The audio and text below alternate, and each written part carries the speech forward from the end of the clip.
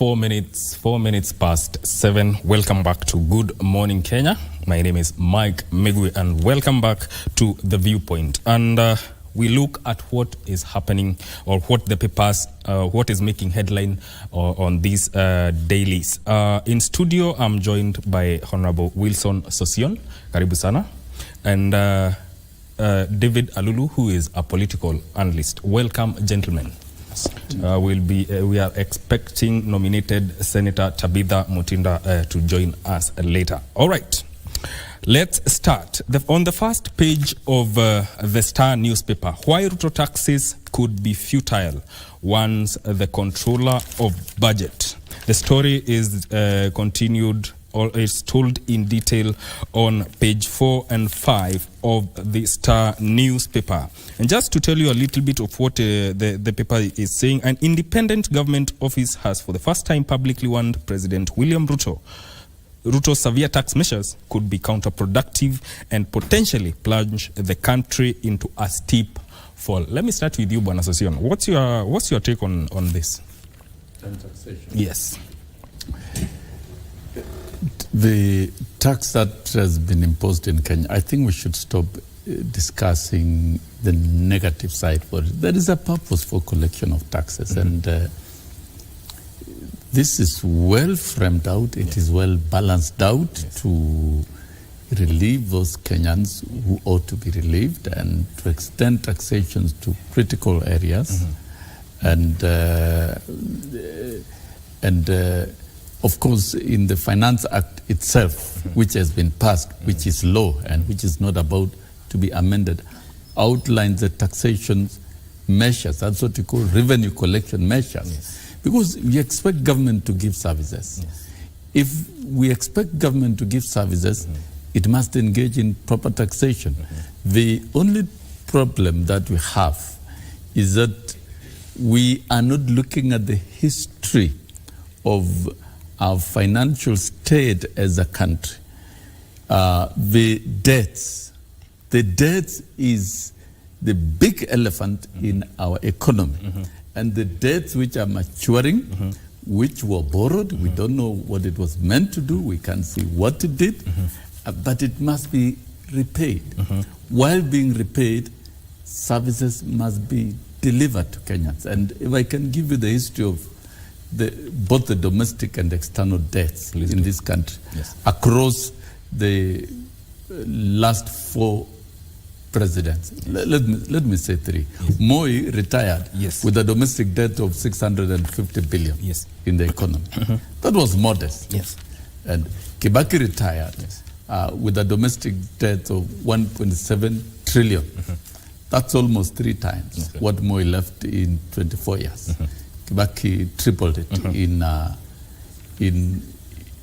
10 years. Uhuru Kenyatta left with a staggering world-class domestic and external debts of 9.2 trillion, up from 1.7 trillion to 9.2. Look at that stiff rise. And then you are here asking, why tax? We must pay these debts, 9.2 trillion, while at the same time asking, all these debts, all this borrowing, what did it do to Kenyans? And when President William Ruto took over the reins of power of this country, it was appreciated that the production sector of the economy had been stifled. It's not working, it's dead. Agriculture is dead, dairy industry is dead, coffee is dead, tea everywhere. And manufacturing has been slowed down. And now for the last 10 years, a lot of resources has been directed to capital production, capital sector. You cannot build roads and railways without linking it to the production sector of the economy. And that is what is being corrected. So these painful taxation measures is the only way, the only option, and the best ship home in the current circumstances. So the economy will remain complicated for a while. We will not be out of the woods immediately. And as we reinvigorate the production sector of the economy, Yes. and bring down the cost of living, Yes. and allow citizens to access food and the basic services, Yes. the taxation measures are not going to run away very soon. It is the only way of fixing the economy, and that is what Kenyans have accepted. And it's already within the framework of the legislation. Let's live with it. Let's fix the economy. Let us bring corruption to zero tolerance, Yes. and let the economy grow. That is the only way. That's the only option. Alulu, if, before you give as you give your views on this, I'd also want you to touch on something that the controller of budget said, that there is an optimal tax rate to which, if surpassed, would trigger economic slump. Your views on that? Thank you so much. Much as we need the tax to be paid, Yes. I think we are exaggerating it to an extent that, you see, yes, we have a debt problem. Yes. We have a challenge as a country, but trying to fix this challenge within a short period of time Yes. might be very harmful Yes. and dangerous both to the country and her citizens. I was having a conversation with one friend of mine who works with KRA, and she told me the challenge they are having is that they go out to persuade people to pay to an extent they feel they are abusing the taxpayer. Yes. Because, say for example, I owe 100 million. And myself, I'm running negatives of millions. So you come to drain me, by all means, you'll have to lock me down. So if you lock me down, one, you are not getting the dues that I owe, and number two, I'll not be able to service my responsibilities because of the huge bill you are putting on me. So as a country, Yes. I think there is a need for us to try and find a better way of increasing this gradually. Maybe we could take one step this year and another step next year. I was surprised learning that now it is being recommended that we should have people coming in with goods worth $500 should be taxed at the airport. Yes. And you realize that this is actually one way of scaring the taxpayer, because one way of avoiding to pay is, once I am sure and I am aware that my gift shall be taxed somewhere, I would rather sell it and come with my money. I'll find a way of fixing that here locally. So I think the advice is timely. Yes. There is a need for the country, both from the presidency to the legislature and everyone else, to understand that yes, we want to meet these obligations. We want to pay our debts. We want to service our economy. We want to improve our infrastructure. But much as we want to do this, can we do it orderly? Can we take it step by step so that everybody appreciates the goodwill, and at the same time, me, the taxpayer, I'm doing it feeling happy because I have something left for me and my children. I have something for my country. I have something to keep going. So much as it's good, I support we have to pay the tax. We need to do this, but there should be a better way. There should be a better way that will make everybody feel like nobody is being abused or pressed too hard, because when you squeeze it too hard, then you might end up killing it. And when you kill it, will that impact on the structure of the economy? Yes, it will impact, but negatively. Because if you kill the taxpayer, who pays the tax? There is nobody to pay. So you must find a better way of keeping the taxpayer alive. Make their enterprises flourish. And by that, we mean when my enterprise is working, I'm able to service the economy. I'm able to pay my taxes. I'm able to pay my employees and everybody else. So by all means, it will affect the economy. It will affect us negatively, because when people stop paying or start running away from paying, because that's what people will start doing, then we lose the whole idea of wanting to get people pay. So yes, we want to pay, but can we do it the right way? The right way is, let's do this gradually. You can't have me tax me on my shoe, tax my trouser, tax my jacket, tax my tie, tax my watch. The next thing you'll say, we want to tax your breath. And by the end of it, all people run away and start going to other places. So there need to be order on this one. All right.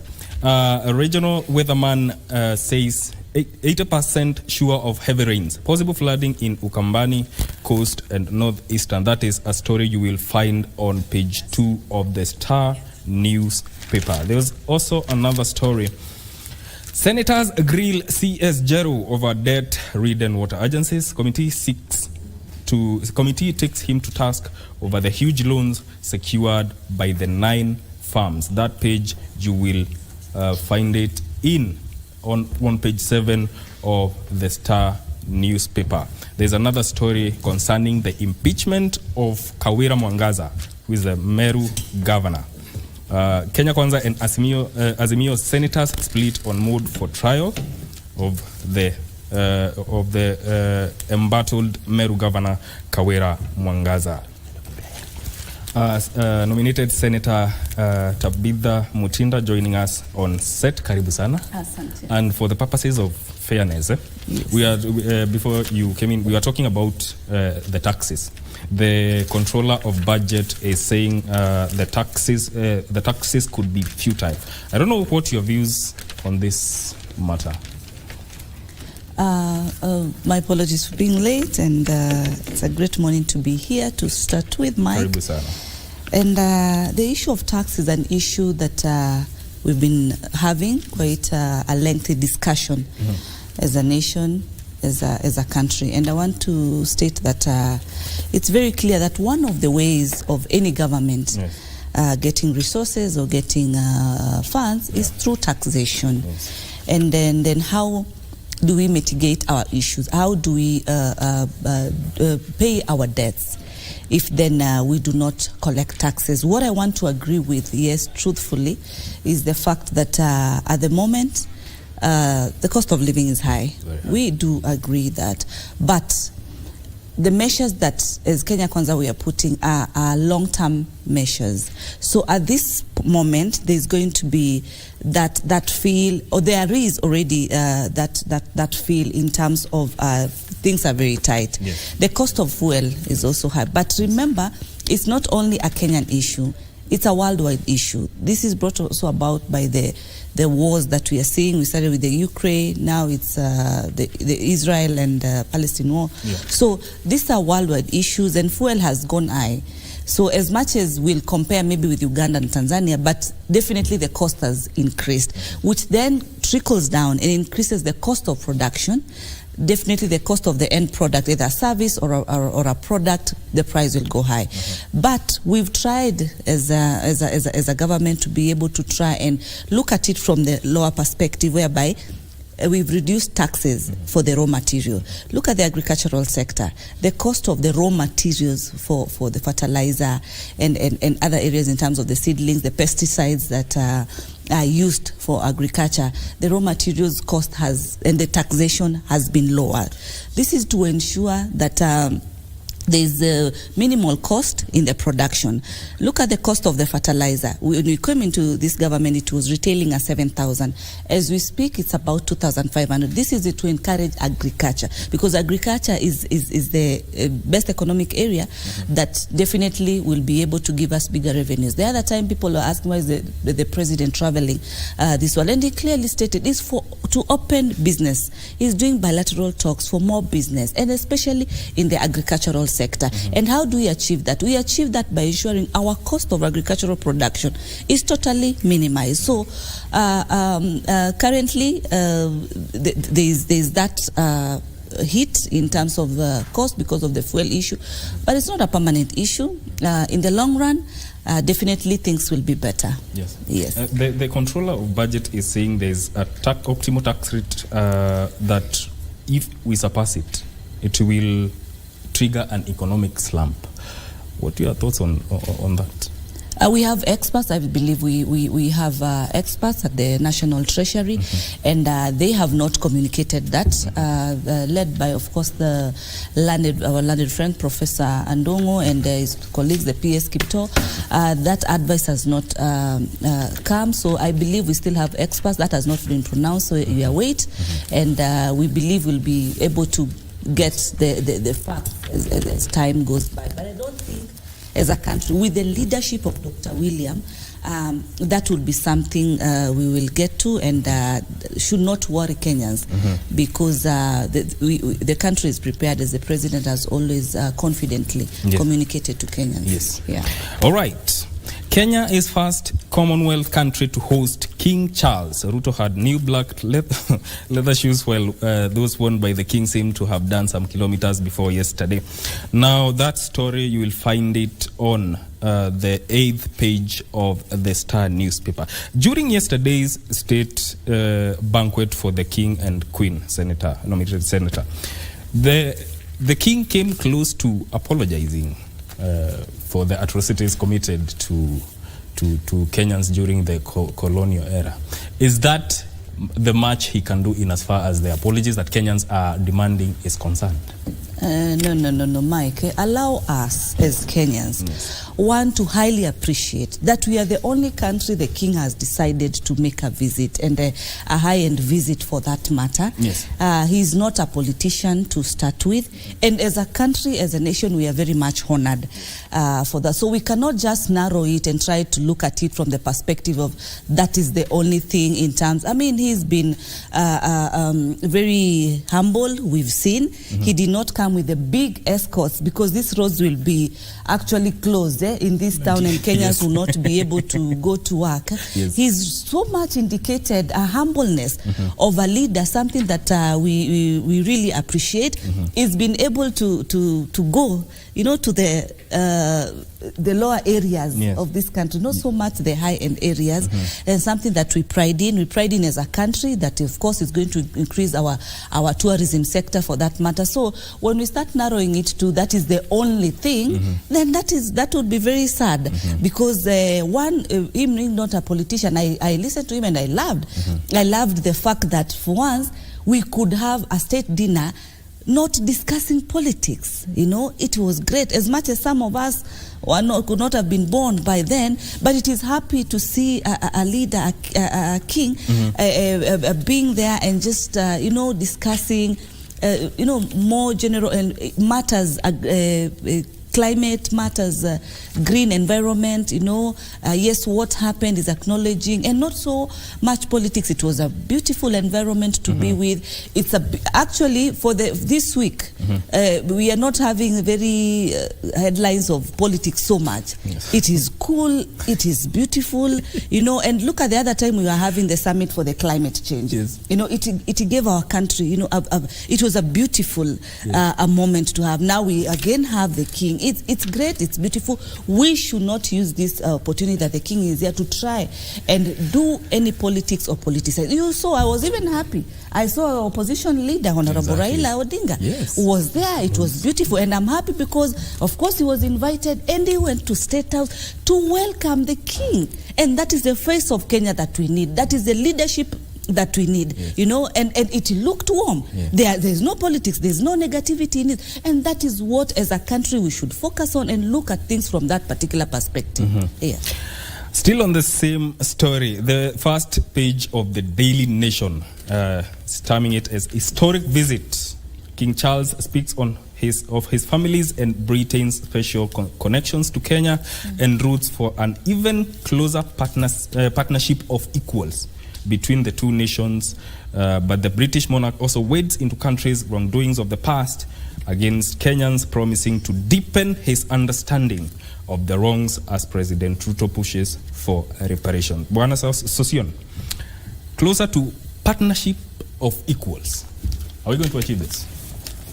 Yeah, we'll achieve it through bilateral negotiations. The world has become a global village. And if we recede to the past, we are not going to move forward.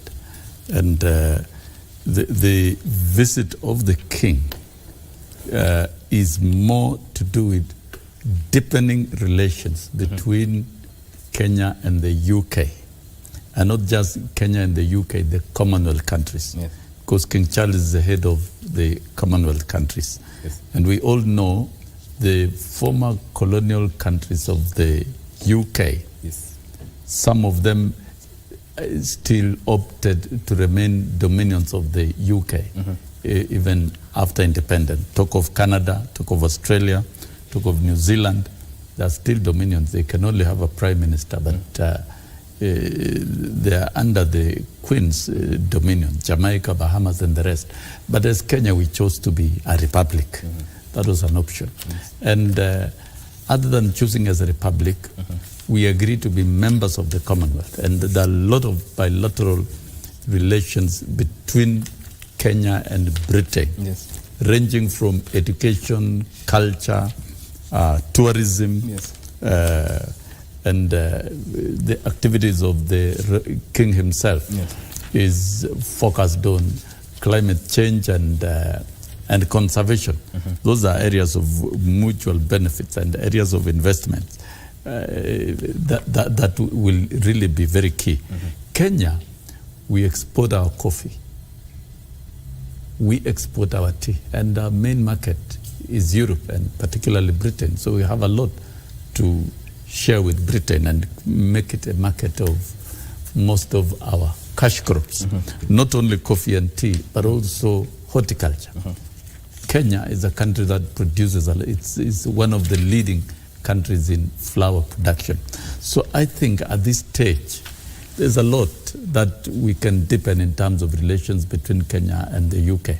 As has been stated by the senator here, the president has been traveling out of the country to strengthen international relations with Kenya for purposes of promoting business. And as you can see in the entire Africa, Kenya is abolishing visas so that there's free movement of people within the continent of Africa. And it's not only within Africa. Kenya is abolishing visas with many countries outside Africa so that the volume of tourists can go up. Imagine, tourism alone can be an industry that can surpass even manufacturing. Yes, in terms of revenue, and it's a ready market. In fact, one tourist gives jobs to 6 persons at a time. So if we have the volume of tourists rise to, say, for example, 20 million, because to be very economical, the number of tourists, visitors visiting the country should be half the population of that country. So hypothetically, if we are 60 million, then we should be receiving 30 million tourists. And we have to do that by opening relations and that are functional between Kenya and other countries. And if that is done, and if the numbers go up, then now the bottom up that we've been talking about will be achieved. Because if you talk of 30 million tourists, times 6 jobs, that is 120 million jobs. We'll have more jobs in this country that we may require labor force even from outside. You know, to change the economy is not complicated mathematics. It's not algebra. It is deliberate intention. So I think the coming of the king, through the invitation of the president, will advance our relationship with the UK and will lead to a balance of trade in the long run. If we have more tourists coming to Kenya, there's a big boost to the economy. If we have more of our coffee targeting the UK, more of our tea, more of our agricultural products targeting the UK, that is good to our economy. If we have more of jobs in the UK set aside for Kenyans, say nursing and several other jobs, then that's a good thing. I've been to the UK several, and I've seen many teachers from Jamaica, Bahamas, they move to the UK to teach and go back to their home countries. Now that Kenya is a former colony of the UK, and linguistically, Kenyans are proficient in communication in English, then our labor force, our technical professionals, the the best place to work would be definitely the UK. So I think this visit is historic, and it will yield dividends and benefits to this country. And I think we should encourage it. The other side issues of historical injustices, those can be dealt with through the diplomatic channels. And I think the president made a statement, and the king also acknowledged, and those are matters, those are side issues that can be dealt with in a sober way. And by the way, which part of the world was not colonized? Europe was colonized. Europe was colonized. Talk of Poland during the Second World War. Much of Europe was occupied by Germany, but later on it was reclaimed. The US was colonized, and everywhere in the world was colonized. And if we go back to histories of atrocities, then we will begin another Third World War. And I think, as Jomo Kenyatta said, to sahau yaliyopita, and let us concentrate in building our nations and building relations with our friends, including our former colonies, colonial masters. We'll take a short break. We'll be right back.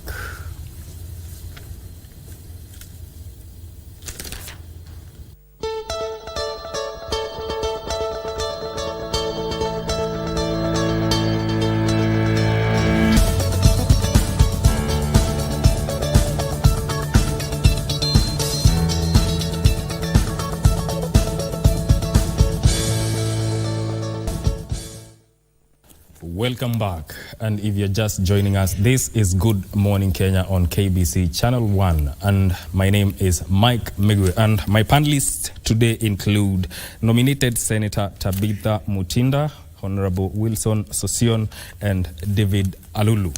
We continue with what is on the Daily Nation today. Candidates sit their tests in hospital as national examinations draw to a close. At least the Kenya Certificate of Primary Education and Kenya Education Assessment, Kenya Primary School Education Assessment, or KAPSEA, national examinations entered their second day yesterday with senior government officials monitoring the exercise. Education Cabinet Secretary Machogu revealed that 21 candidates in Nairobi County alone are writing their exams while hospitalized. Bwana Sosion, this idea of students writing their examinations in hospital, is it because it's the last batch of the KCPE that is being done, or will that, if they do not, if they do not sit for their exams, will that leave them out of the lot that will be going ahead with the education? I think these are reforms that envisaged even as we move forward. Candidates who are indisposed and they're in hospital, and you make them take exams in hospital in a disadvantaged environment, will you really get the true measure of their aptitude and performance? Many of us professionals think we put exams in with a lot of premium, that you must have policemen with guns all over the place and so much work, and unnecessarily. Why? Because also parents put a lot of pressure on children that they must score certain grades and achieve certain levels. I think it has reached a time we normalize evaluation in our teaching and learning systems, to the extent that even if a child is sick and is admitted in hospital, don't take an exam to the hospital. Grant that child an opportunity to sit for those tests after coming out of the hospital in an orderly way. If that is negotiated and reviewed, then we'll have a more effective evaluation program. Or alternatively, you can the summative evaluation and records of a student can be used to matriculate that student. But this is in a push to achieve, possible because that data is there. Because we must modernize our education system, and part of what we have within the CBC framework is documentation of formative evaluation work that will be available at the end of every phase of learning. So I think this business of students taking exams in hospital professionally, to me, doesn't make sense. The only challenge is that maybe NEC doesn't have the ability to set supplementary exams and other things for such students. But I think it's pushed by the idea of 100% transition to the next. 100% transition you'll still achieve if after this there is room for a student to sit for an exam in February, another one to sit in March, and during that period that can allow transition, let it be allowed, because teachers are available to mark. And examiners are available to set the exams, and it is possible to administer. It is time we give evaluation a human face and even take it away from the guns and all this bravado of security, so that it's a normal thing that's accepted and it can be done. Anyway, what would be wrong with even downloading exams in future through a digital portal and you administer? We don't need to give it this too much premium. Why? It is used for transition to the next level. In some jurisdictions and other organized education systems, what you score even in such an exam does not determine your admission to a given course in any university. You will have to do what we call entrance exams to the various courses. If you want to take medicine, regardless of what you scored at that examination, you take entrance exams to medicine in a given university, entrance exams to engineering, entrance exams. Probably those are some of the reforms that we may need to transit into the future and remove this wild premium and let education be education and let learners take exams when they're able. Those of us who have been through universities, people who are sick are never given exam papers in hospitals. They are allowed to sit supplementary exams. Why? Because it is known when you are sick, you are not mentally stable and in the right mind to sit for exams. So for me, I don't believe in examination papers being taken to hospitals to sick students. That is adding sickness on top of another sickness.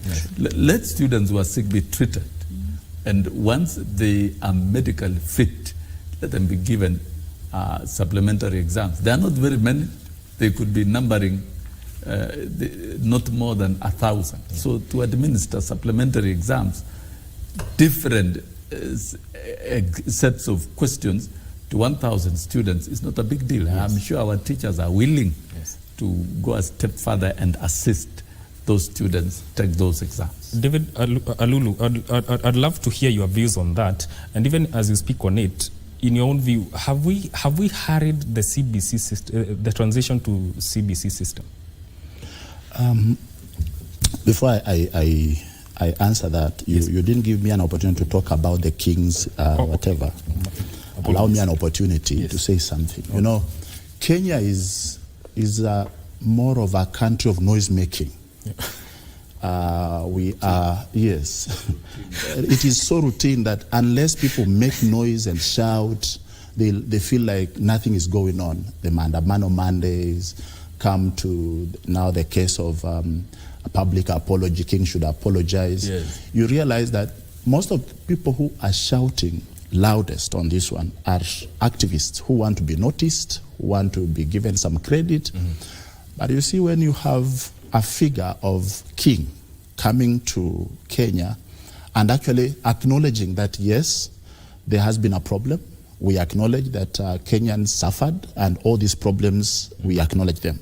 That is, in a simplest term, saying His Highness, His Majesty has acknowledged that there is a problem and they are fixing it diplomatically.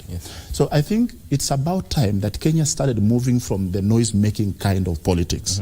Like Senator said, you see, with the leader of opposition at State House, and everybody was smiling, nobody was looking like they want to throw a stone to another party. It tells you that Kenya can be a better country without a lot of noise. Yes. We can progress. We can achieve so much. Yes. And I was just telling a friend, maybe when the king was saying hi to Raila Odinga, he was telling him, continue, endelea namna hivyo, usipige kelele, ndio inchi ikuwe mzuri.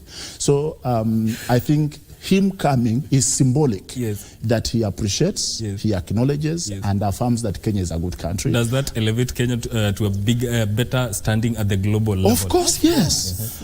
You know, I was hearing a story of a German president in Tanzania, yes, and then King Charles III in Kenya. Yes. And everybody, all the cameras, attention is on Kenya right yes, now, because if one of the greatest man, yes, on the global planet is in this country, and not for 1 day, 4 days, it tells you that that is a greatest tool of appreciation, mm-hmm, and approval. Mm-hmm. So Kenya is headed the right direction, because some people who are afraid of coming to Kenya to spend a night will say, if King was there for 4 nights and nothing happened to him, then what about me, David Alulu, just a common man? I can go and spend time everywhere in Kenya. So it's anyway, it's a greatest approval. Mm-hmm. And he's not just staying in Nairobi, he's going to Mombasa. So, you know, to me, it's a plus. Yes. And Kenya should be happy. Mm-hmm. Our activists, political activists, should for once sit down and say, we thank the king for coming to make Kenya look great, because we want Kenya to be great. And it can look greater if only we tone down on noise making and breaking glasses and, yes, throwing stones, and for once sit down and say, okay, so we have all these problems, yes, but how well can we make Kenya a better place? By us talking. If we sat like we are sitting like this and talked about issues and found a solution without throwing stones, we shall make Kenya a great country. But if we burn the roads, we break the glasses so that we can be acknowledged, unajenga na kubomoa at the same time, so it does not help. But to the education, I don't think CBC was hard. I don't want to believe that. I believe there are areas that need to be improved. I believe there are sections of the CBC that need to be worked on. We know. I personally have a child who is in grade 7, so I am, and grade 3, so I'm a parent who is benefiting or under this system. Yeah. I know the challenges. I know there are areas we can do better. So all we need at this particular time is, you know, I love the way these examinations have been conducted. Far from the previous regime where we saw ministers, security, every morning, everywhere, everybody, there was lots of tension.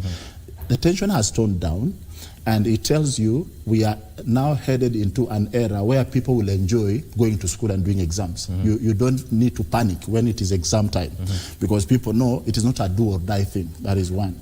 Children are prepared, not grading because you got a lot of points, but because there is this thing they call exceeding expectation and something of that kind, the way they're assessing it. Yes. It tells you it is something that was due, we needed it.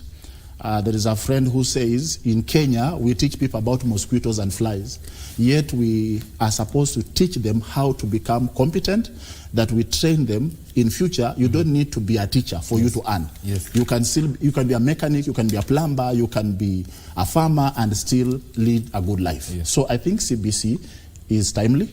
We needed it. We just need to support it and give it goodwill for us to progress. Yes. Goodwill is what we need as a country. Yes. I think we are only lacking goodwill from across the board. Those who find themselves in opposition have made it their business to always shout about anything. Those in government have also made it their business to support literally anything without having to analyze things. Where there is a problem, we admit there is a problem here, and this is how we can approach it to fixing it. Yes. And that is how we can make Kenya a great country. Senator, do you think people, some Kenyans, have really understood what the system of CBC is? Allow me to pick it up from where Mr. David has just ended, yes, when saying the people in the opposition, they're always there to try and criticize the government, the negative, and then us on the government side, we are always supporting everything without. here on this show, I've said and accepted that the cost of living is high. Because I say true leadership is accepting and understanding what is the challenge. Because out of that understandability, then you are able to put the right solution. So not everything that we agree. Where there is a problem, we say there is a problem. And we say because we have a good leader, the president, who listens and actions. And that is why, if you remember, even during the finance bill, when issues came about and Kenyans raised concerns through the different stakeholders that came aboard, then adjustments were done in the same finance bill. It was not cast, you know. Just on a light note. Now, on CBC, I'm a very proud parent of CBC, coming from an 844 system where we are coming from. And looking back when I was doing some of the studies, you know, I'm one of those people who had said a long time ago that I can never be in politics. Look at me where I am today. And look at what I did in terms of my earlier studies. But right now, I'm in parliament, you see. If I had been really shaped a long time, let me tell you, Mike, if I had been shaped a long time from a leadership and a political perspective, you can imagine then where I would be. So I want to really appreciate CBC. And I want to appreciate the fact that definitely, like any new system, there'll be turbulence here and there. We don't expect 100% in the beginning. But I want to acknowledge that we've seen a bigger 80%. Our kids, our students are much more factual. They're trying to be realistic with the current happenings and trying to practice in the institutions of learning what needs to be done at an early time. And through that, as a parent, it helps you to be able then to see your child, how do you support your child in shaping them to their dreams, to their goals, to their talent, in terms of what they are best in. And you know very well, we don't all thrive in academy. Some even thrive in like in sports and other different aspects. And through CBC, then it gives parents an opportunity to be able, and also the teachers, to be able to shape the learners, and the learners to enjoy the learning system. If you remember at our time, you know, it was marathon. It was, you could even hear subjects like mathematics, but of course I was one of the good students of mathematics, but you could hear mathematics and people, because that was the narrative then. But today it's a bit different. There's no so much issue of these subjects because now they're being taught differently. There's actualization. Parents have also now been forced, there's no choice, to be able to ensure that they undertake the CBC process with their kids, which is much better. So to me, where we are, it's good. And what needs to happen is for us, it needs both the parents and both the teachers and the students. It's a teamwork, collaborative, long-term goal issue. So it's a good process. So, Bwana Sosion, comparatively, KCPE and KCSE exams in the yesteryears have been marred with the cases of cheating, even before, during, and after. So, and this year we are hearing almost no cases of cheating or malpractices. What has changed? If you look at the way education was handled by Jubilee regime, and the way it's being handled by Kenya Kwanza, it's a complete shift, total shift. The way CBC was rolled out was more confusing, and during Jubilee regime, but during this regime, you can see there have been a lot of public consultations, and there is a lot of recalibration of delivery of CBC, including national examinations. With the clear transitional models from grade 6 to grade 7, and where learners remain at the comprehensive schools. Now that we have what we call comprehensive schools from grade 1 to 9, we don't expect any heated drama around KPSA exams. And with the organized transition from standard 8 to Form 1, 100%, then we don't expect a lot of tension around KCB and leakages in exams. Now, and with improved transition, very orderly transition. In fact, a lot of reforms have been undertaken in exams by Kenya Kwanza regime. Yeah. Last year, the transition to universities was calibrated to around 19%. That is around 175,000 students out of 800 transiting to universities. That reduced tension because that assured transition in higher numbers. And another bigger number to mid-level institutions, that is about 400,000. When there is assured mobility and transition, then the business of pressure for stealing and for getting high marks definitely dissipates out of the window. The latest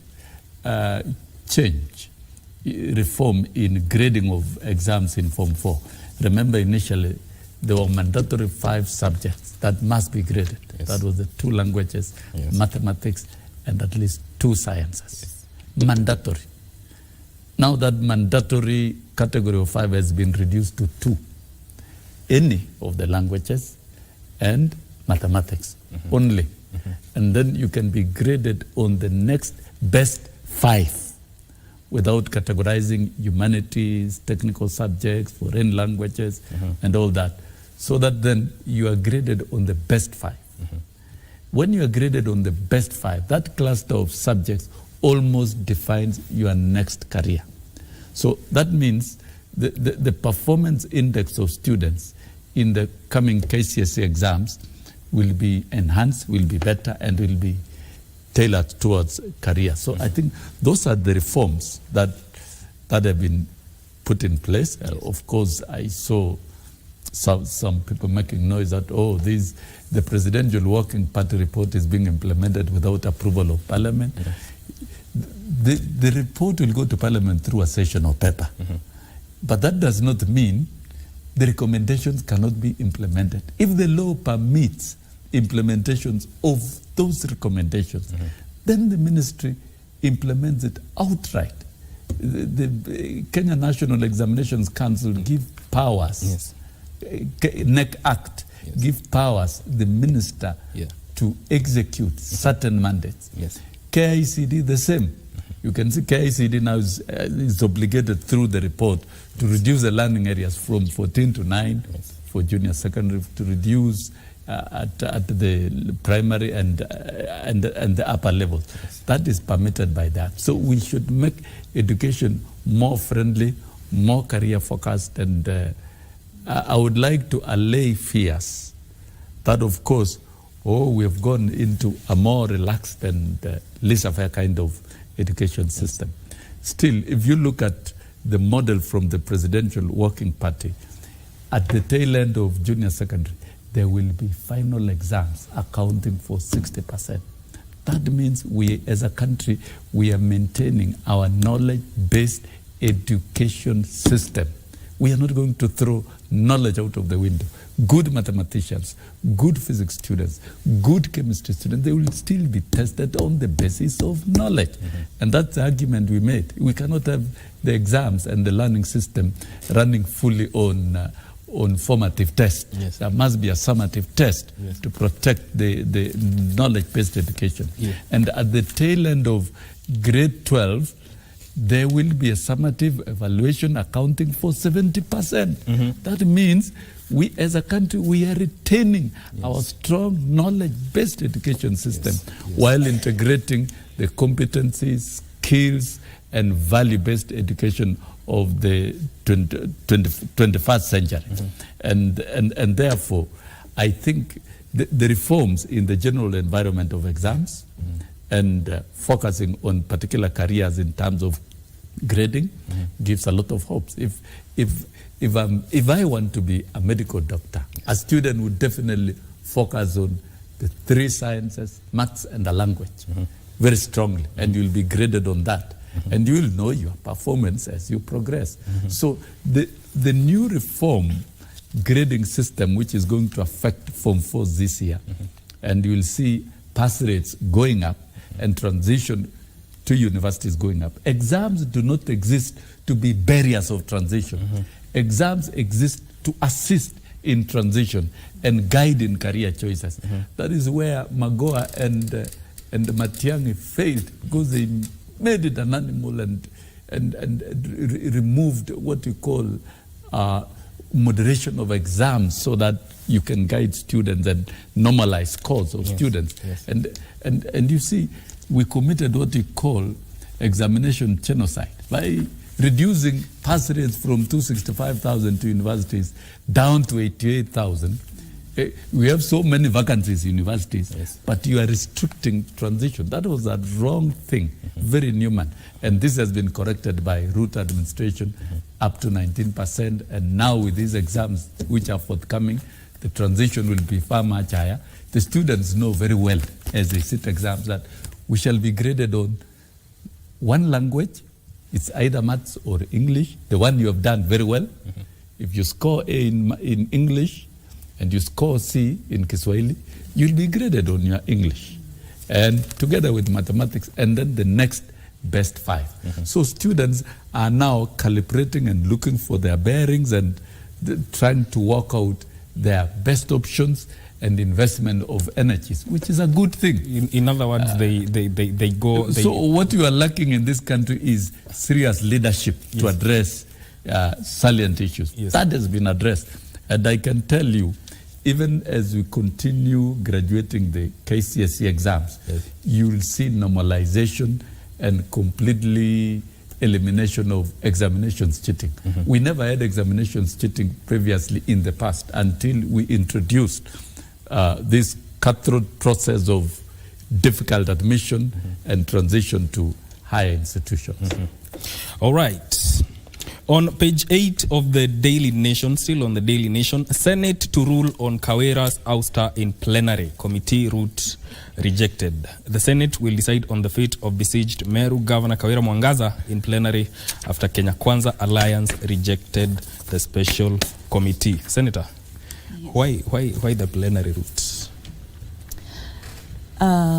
Standing orders, standing order number 80 is very clear that in the event of an impeachment, the Speaker of the House addresses the Senate and reads the charges that have been put across. And there are 2 options. That is one, the committee way of a special committee of 11 members or the plenary. Yes. All these ways are there in our standing orders and all ways are effective. And so what had happened is that with the leadership of the House, and like most of us, I included, we are new members in the House, and we've experienced an impeachment process through the committee. I was also privileged to be in the committee for the Deputy Governor for CIA impeachment. Yes. And so we were able to see how that process takes place. And so we had agreed with the leadership that we will now, in the event of another such impeachment, then we will go the plenary way. And so secondly, you realize that the governor is coming in a second time. The first time he came to Senate, was the first governor to appear, and the route that was used, or the procedure, was a committee procedure, which upheld. Which is okay, and now that she has been brought in again, now we also felt, and members, then why don't we try plenary? I personally, I did support plenary on the facts of one, having the experience of how this plenary also takes place, because you realize the other members who are sitting on a second term in Senate, they've had both opportunities to be able to undertake the processes in plenary and committee. Secondly, there's the aspect of the women, the gender factor. As women, as Kenyan women leaders, we are also concerned. We want to understand, is it a women issue in Meru? Is it a leadership issue? Is it an incompetence issue? Is it a governance issue? What is the issue? And you look at that committee, we had only, I think, 3 to 4 women.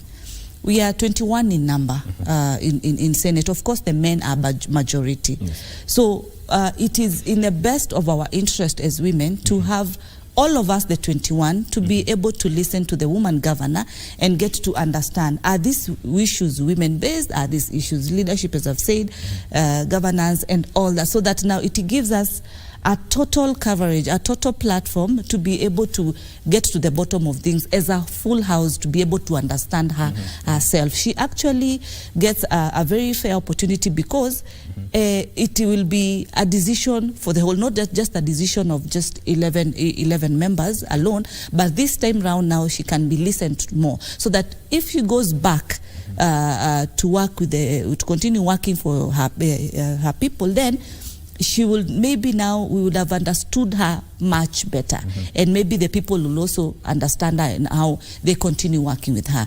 If in the unfortunate event, that does not happen, then we would have had an opportunity to really get to the bottom and get to understand, because we are also concerned. We want to understand what is really happening, because it is I know Governor Wambora of Embu, it happened the same. It was not the first time, he had come the second time, but now this one has been very hurried so much, and Kenyans are concerned at large as a whole.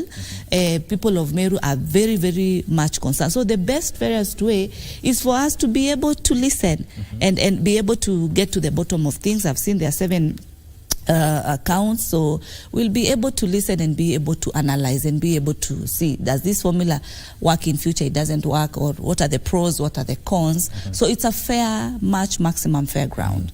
Bwana Alulu, what are the odds, given that the governor is coming back to the Senate for a second time for an impeachment hearing? What are the odds? The precedence that was set during the last parliament was that when an impeached governor goes into the full house, it is more like a judgment already delivered, you are going home. You remember the case of YT2 and then Mike Sonko. By that time, there was this reggae song, Nobody Can Stop Reggae. And I remember one Mutula Kilonzo Jr., the governor for Makueni, who came out and said, we have decided, nobody can stop reggae. This man is going home. We're talking about YT2. So I want to agree with what Senator is saying. For justice to prevail and for everybody to feel like they have participated and put in their input, I think it is good for everybody to see, because actually it is confusing, really, how within a short period of time, the same person coming back, almost on similar charges, and everybody is concerned on whether it is matters of governance or just like Senator put it. So let it go whichever way, but let there be justice for both Meru people and also the governor, because she's human. If I was in her place, I think I would be feeling so bad right now. I can imagine what she's going through. So let there be justice for Meru people. Let there be justice. Let Governor Kawira Mwangaza not be judged as a woman. She should be judged as a leader, given mandate by people of Meru. If she has failed and she deserves to go home, well and good. If she still has a chance to improve and make things well, and the Senate decides to save her, then we proceed to see. There's something I'd love to hear from all of you. Before you say that, you say something concerning that. I'd like to know, why is it that every time a governor is impeached, the deputy is left in office? Aren't they joined at the hip because they campaigned together? Not really, Mike, because the Constitution is very clear. In the event that a governor is not in office, maybe case example because of death, or case example because of the impeachment process, then the deputy takes office and also appoints a deputy governor. We've seen the case happening in Nairobi. So the law is very clear, the Constitution is very clear in regards to the position of the deputy governor. And that is why I want to urge even deputy governors and governors, kindly work well together. Work well together. There needs to be teamwork, because we've seen from Senate side, we've seen a trend whereby at times governors are taking deputy governors for the purposes of just winning an election, but not really for the purposes of ensuring that they are working. They become sort of like flowers during the process of the political process, the campaign time and all that. But when they come to office, they are null and void. The high time that governors need to note and to ensure they uphold Constitution and work very closely with the with their deputy governors, because even that deputy governor can be your governor tomorrow, because the constitution is very clear. And back on this issue, I want to state, I'm the one who actually appears with some of my colleagues on the newspaper everywhere with the Governor Kawira.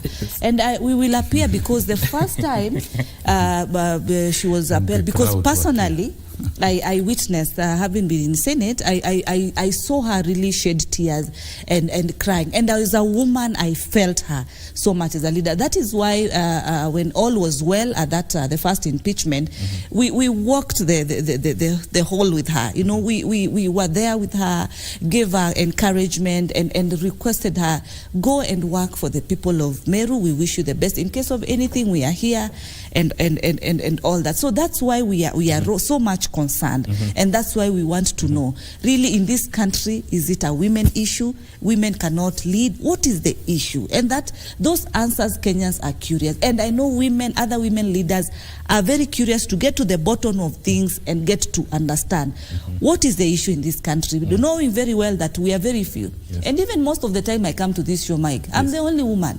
We are only having the male gender, most of them. There are very few political discussions whereby we are full as women, because we are few, and as I've said in Senate, we are only 21 out of the other number, out of 67 less 21. The men are the majority, actually about 44 or something like that. They are the majority. So we really need a very this issue of Kawira will give us a way forward as far as women leadership in this country is concerned. So it is a matter that we are very keen on. We are going to get to the bottom of it to get to understand what is the real problem. Yes. Before Bwana Sassion, you say something, we're going to take a short break. Tunakuja kwako.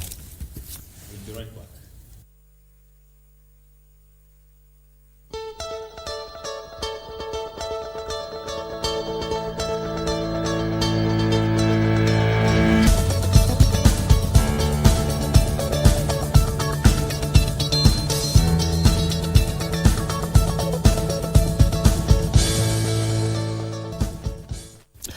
Welcome back to Good Morning Kenya on KBC Channel 1. Before we went on a break, we were talking about how the Senate is going to rule on Kawira's ouster in the plenary committee, but the committee route was rejected. Bwana Sassion, you wanted to say something concerning this? From the labor world and looking at rights of individuals and people and the framework of this constitution and the clause of impeachment. Yes. I would say impeachment clause in this constitution has been weaponized and misused. And this time it's reviewed. If you look at the circumstances around Mike Songo, that was instigated by the state at that time. Removal of Mike Songo, removal of Ferdinand Waititu. It was instituted by the state. And the MCAs chaperoned to remove them. And the same Senate was choreographed by the state to remove, to pass it. I know, I was in the 12th Parliament, and even with this matter that we have seen a number of impeachments. Impeachment of Deputy Governor of Siaya, simply because it's causing with the President. With the sitting president. Where does that put the freedom of association of people? Now, does that qualify? Then you bring in the issue of a seat of 1 million, whatnot, very unverifiable narratives. I want to say this impeachment in this constitutional dispensation has been weaponized and misused. And I can say without any iota of doubt, the activities in Meru is a misuse of impeachment clause to kick Kawira Mwangaza out of office. That is what it is. And for reasons that I don't know about, I think it is time this impeachment, and the Senate should rise to the occasion. This impeachment clause should be subject to the popular approval of the people who elected you. It's very strange that you are elected by the people through one vote. you get into an office, and then a handful of people who are also elected, just like me, conspire to have me out of office and use the various organs, that is the county assembly and the Senate. To me, that is not right. There is no justice there. We are not going to achieve it. No. We are not going to achieve it.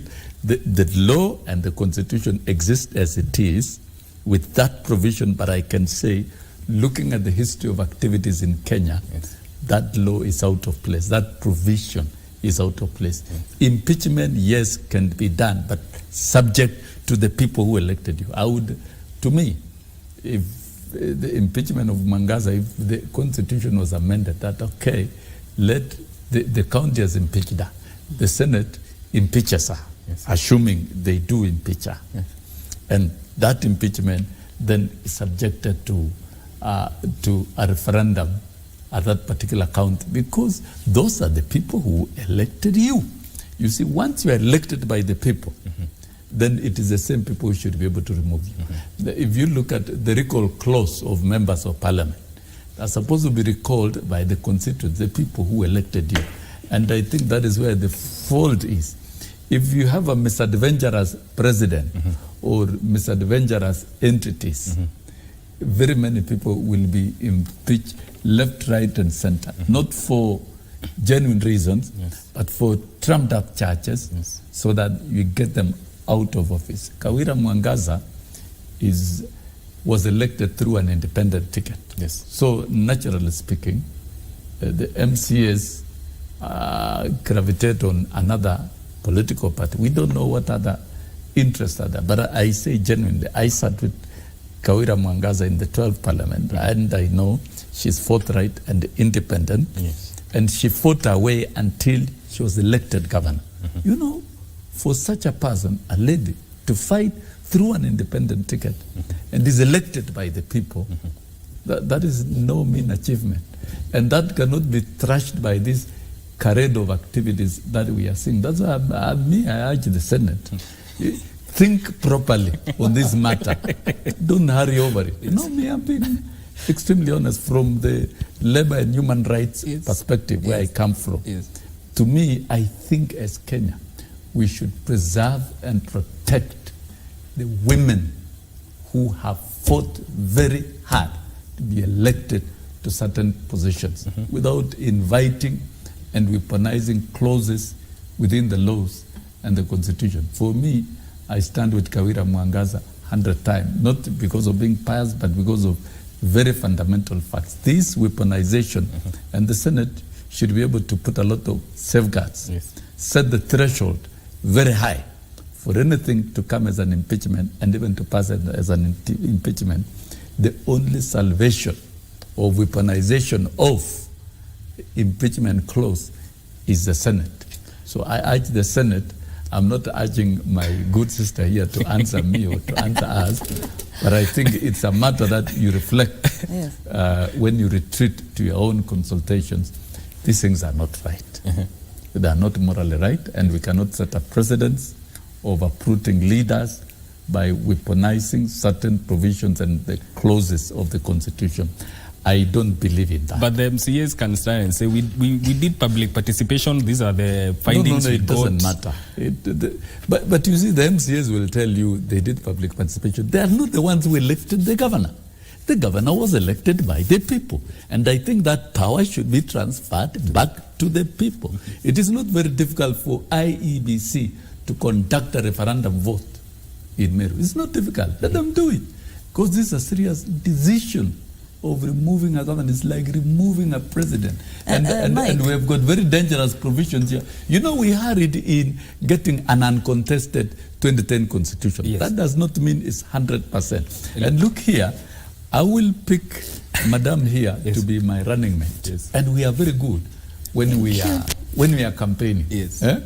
Both of us get elected.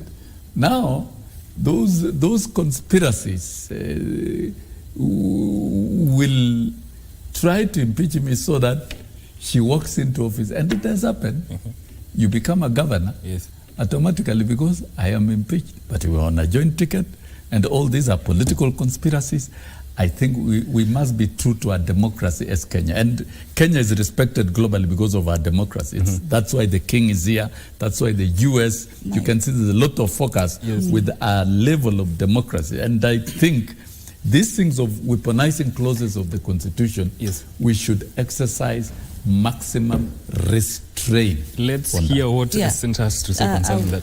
I would want to state that currently with this issue of Kawera Senate, all senators, we are now the judges on this particular issue. I would urge that Kenyans give the Senate an opportunity.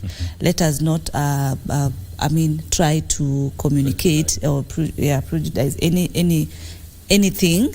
At this moment, the decision is with us. As the judges, we are very competent and will be able to get to the bottom of things. Our constitution allows. The business is with us, and give Senate time. Give us the 10 days that are required as per our standing orders, and we'll be able to deliver back to Kenyans what is right. Let there be no worries, and let it be also a learning process. That this is the last place any governor or situation any governor would want to be. At this moment, I urge them to kindly try, work well with their MCAs, work well with their deputies to deliver what they promise. We do not have, we don't have time.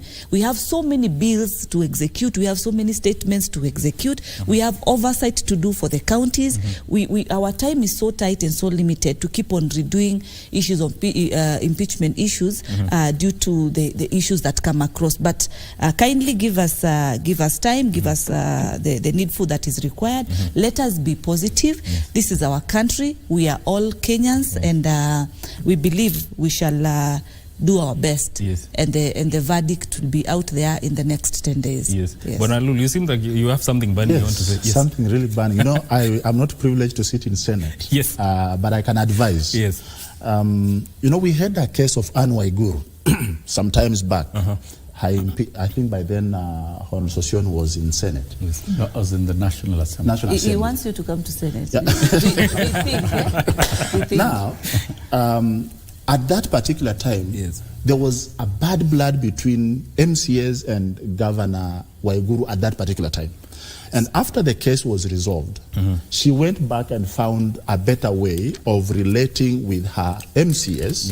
And then, from there moving forward, actually she was re-elected. And majority of guys who had voted to impeach her supported her bid to become governor for the second time. So I want to distance myself from what Honorable Sosion is saying, that it is a matter of gender. I don't believe that. I want to believe that every leader has a responsibility to teamwork. As a leader, qualified to serve people, you must be willing, number one, to tolerate others, to be patient with others. We all have our shortcomings, but then you understand that once you have been given or elevated to a position of leadership, now you have to put down your pride, you have to put down your stubbornness and agree that there are times, like what happens, many times people wake up and say things about President Ruto and everything, but the man is very much focused on delivering the promise he gave to Kenyans. So I think on this one, if Governor Kawira Mwangaza survives this impeachment, I think it is about time she swallows the pride and goes back to sit down with her MCS and other local leaders and say, here, we must find a common ground to serve the people, because the MCAs and the governor were elected to serve people of Meru County. So I don't think it's gender. I don't think somebody is being biased. I don't think there is an interest somewhere. If you are a leader, you must serve the people and meet the expectations. What do you think of the public participation that was done there? Did it add any value to the charges level against her? The problem we are having in Kenya, when it comes to this thing of public participation, and unfortunately, many leaders abuse that right. I was very delighted to see Meru women coming out to speak and say, when we voted, we knew Mwangaza was a female. She was a lady. So we did not just wake up one morning to realize that she's a lady or something. But if something is wrong, it is wrong. We can't try to make wrong things right by just saying, no, it is, ignoring it. We must admit that the wrong is wrong. So public participation, yes, it might have served purpose to some extent. But I have a feeling, you know, when we want to pass some sort of information, I participated in the last election. And I know how politicians operate. If I want people to support my agenda, I'll mobilize my friends and people, my cycle fans, and tell them, go and scream my name out loud so that people can see. But then you realize that the way public participations are conducted in Kenya, we still below average. We need to up our game to making sure that even the resources provided for are in the budget. There should be funds to facilitate public participation independently from favoring this side or the other side. That we have an office that deals with this thing and report is submitted independently. But as it is right now, it is, I think I like the senator, so I should speak in her favor. I don't like Sosiona, I should speak against him. And that is so, public participation 50-50. Not too good, not too bad. And just, Mike, as I think you want to move away from that, but just a simple concern. What is easier? 60 MCAs from your tribe, from your community, from your county, or 67 senators all over this country? Which one is easier? I leave it to that. All right. There's a story. This public participation thing, I would like to really weigh in on the same. What is the threshold of public participation? Because people have called biased forums, and you call it public participation. And I think we need to set standards on what really public participation is, to what extent, so that qualitatively we can talk of real public participation, but not massaged. In the 12th Parliament, we had a bill called referendum bill. The best public participation is forms of referendum where people can take a vote and you can verify certain votes, and I think we should move a scale up so that certain decisions of public participation that must be quantified in terms of numbers, both quantitatively and qualitatively. Because in quantitative you say, okay, how many people attended? There were 500 attendees. What was the decision? 300 voted for and 200 against.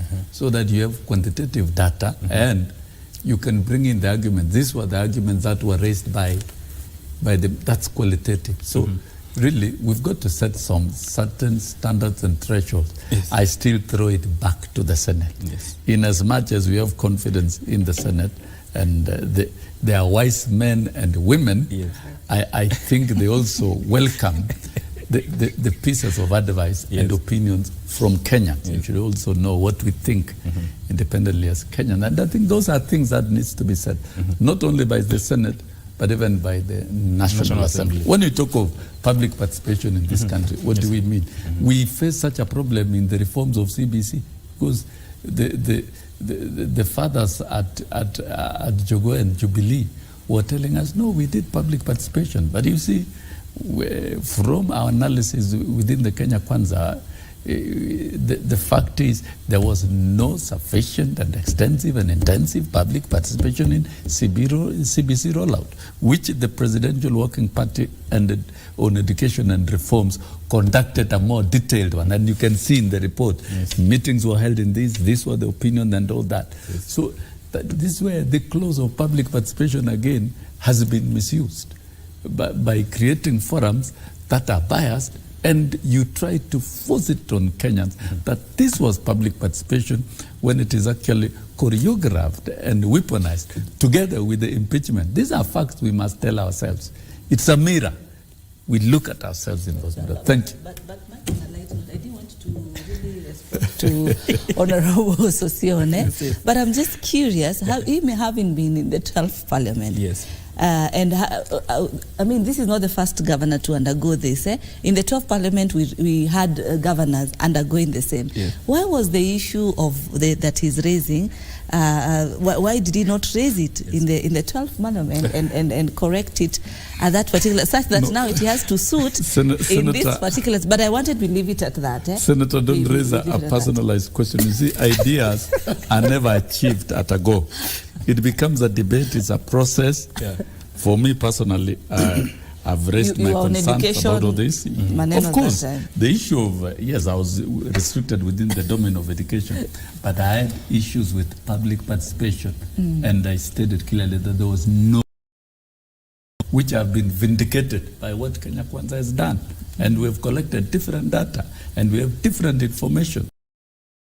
We are getting a different trajectory, which is more popular. I've been vindicated in many things in the past, including this one of public participation with respect to education. So even the same can be transposed. What was misused can be transposed even to other sectors like this impeachments and the rest. So what we are talking about, what I'm saying is that there must be minimum threshold of public participation that we can quantitatively and qualitatively appreciate. There's a story concerning the best performing governors. They have been ranked, and the first county is Trans Nzoia, which is headed by Governor George Natembeya. There is Homa Bay with the Gladys Wanga, West Pokot, Kachapin. What do you think of these rankings, Madam Senator? A very good question. Yes. Yesterday I happened to be on KTN, and we had a similar discussion. From where I sit, I sit in Senate, I sit in Finance and Budget. I'm the Vice Chair. Yes. And I challenged InfoTrack. And these companies that do this, give us these surveys. One, they need to move the issues of the counties that have no pending bills in this country. The counties that have improved in terms of this was the amount of pending bills, and this is where we are. Because we have so many issues in terms of the issues of pending bill. It's a devil, it's an animal that is really affecting Kenyans. It's really further to that, affecting the economy of those different counties. Kenyans have issues because of this animal called the pending bills. And I would want to add that they now give us surveys based on those facts. Now, narrow it again to the CECs, especially the CECs in the dockets of the finance area, to be able to see who are the best performing CECs in this county, because now that is what gives the standard, of performance. We've had issues whereby, yes, projects that were done by the previous governor, when a new governor comes in, they don't want to undertake that because it might not really have their name in it, and then they want to start a new project. And hence the project that then was old projects becomes pending. It is stalled. It's not useful to the Mwananchi. Still, it is not paid. There are issues up and down and all that. So, and these are determined by the CECs in collaboration with the governor. So this service should now narrow down to the other facts. But as it is, of course, I want to appreciate in terms of when I see women like Gladys Wanga being at the top, I'm happy. And most of the women, because I also sit in the other oversight committee called the CP committee, we really interact mostly with the governors. And I can tell you the women governors have really been top in terms of performance, something that we are very happy about. But now, because we still have the animal, the pending bills issue, and also issues like non-remittance issues of the statutories payments, those are issues that are still there within the counties. Can we now go back and see in regards to those areas, those parameters in place? Can the surveyors narrow to that and give us the facts in those regards? Now that is what will start more shaping and making, Kenyans appreciate devolution much further, Yes. apart from the developments that they are doing. But there is more to that Kenyans are suffering because of the issue of pending bills. Yes. Bwana Lulu, do these surveys give the real picture on the ground? Well, I have a problem how the surveys are conducted in Kenya. Yes. Because looking at that report, it says they did contact about 600 per county. Yes.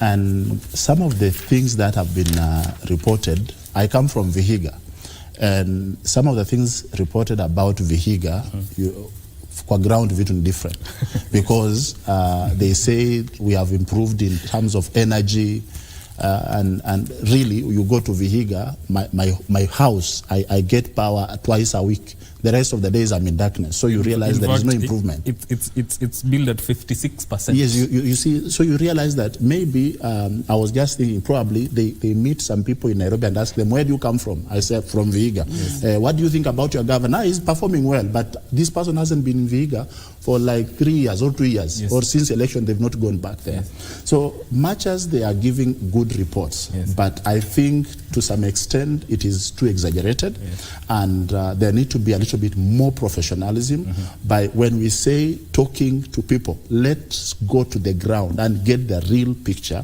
because we are talking about research that many times we know have been used to kind of play a certain game, because if you ask me, for example, the governor of Trans Nzoia, I'm not against him, but there are so many things that if you went to Kitale today, yes. Kitale town, yes. you'd realize that there is a big problem in that town, even the way it is organized. Yes. It is so disorganized and so many other things. So yes. I do not agree with the research as it is. There are some areas like agriculture in progressing in Homa Bay and Rift Valley. I think it is okay. Yes. We've seen some really good progress in Homa Bay County, as Governor Wanga is doing really a good job, but then it shouldn't be too exaggerated. My thought, though. What do you think of these rankings? Yeah, these opinion polls, I think if you look at the history of accuracy in this country, particularly in elections, in predicting elections, yes, in almost the last 3 elections, they've hit off the mark. Yes. Meaning they've not been accurate, either they've used poor tools or they are politically biased. And when you look at this analysis that we are seeing for ranking, the tool that is being used is more of perceptions and telephone calls. There are no real quantitative, measurable variables. Yes. Like, of course, how have you cleared how has the pending bills been cleared? What is the development plan? How many public participations have you conducted? And auditing real-time projects, that has not been done. So if we allow these independent bodies to keep giving false information to the public, I don't think is the right thing to do. This also goes back to the Senate. Yes. Yeah, because Senate oversights counties, for example. If we Correct. Yeah.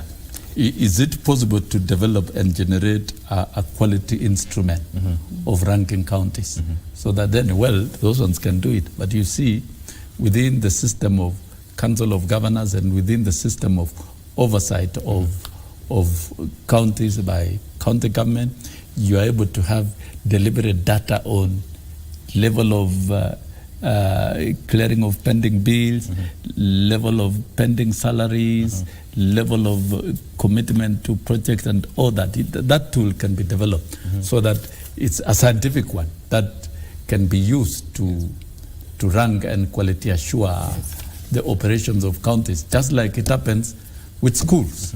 The Quality Assurance and Standards Department is able to give real-time quality data about gaps in each school, gaps at the counties, gaps at the sub-counties, and gaps nationally.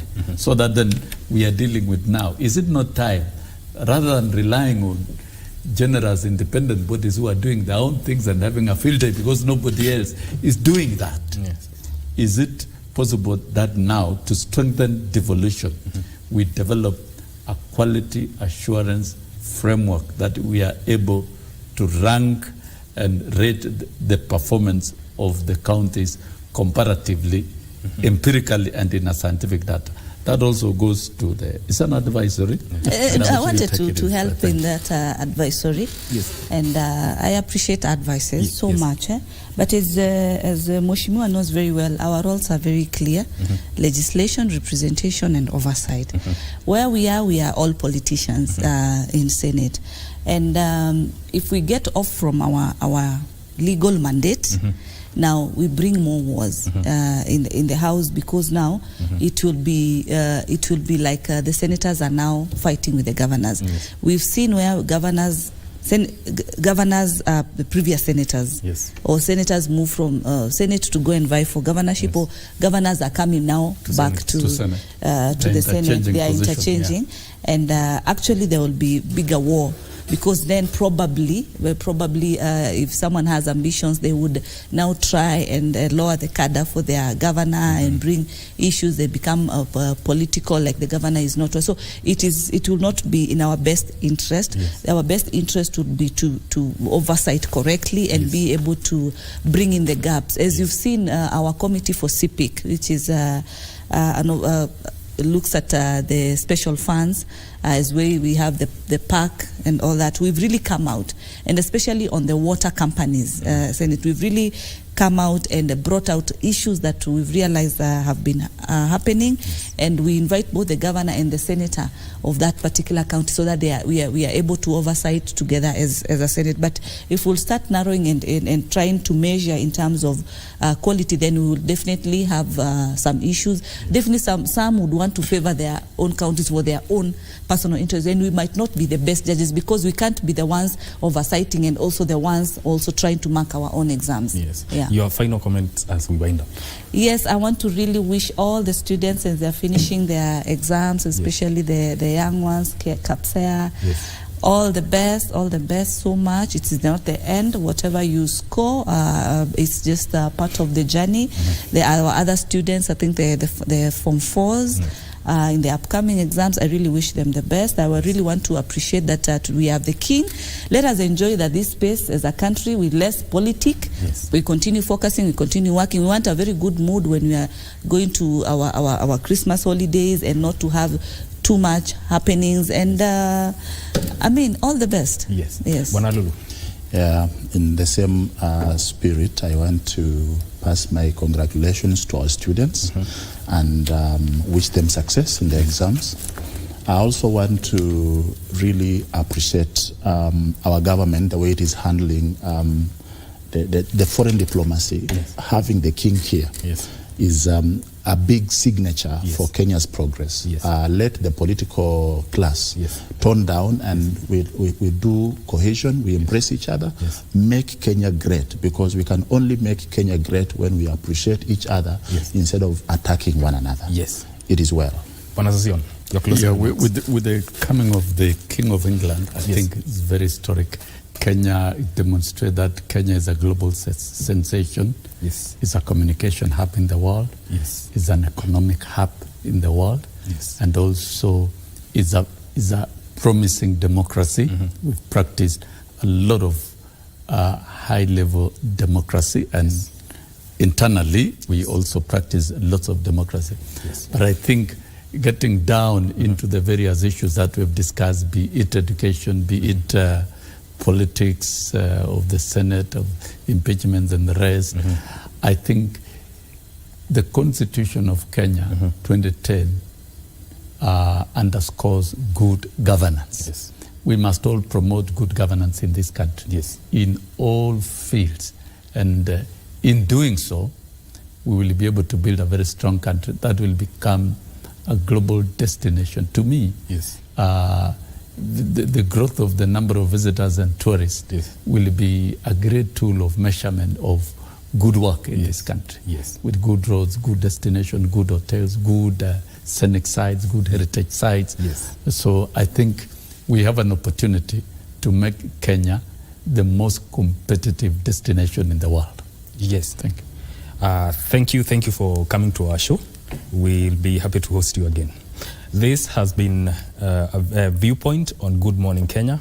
This is where we put a close to this segment. My name is Mike Migwe. Good Morning Kenya takes a short break.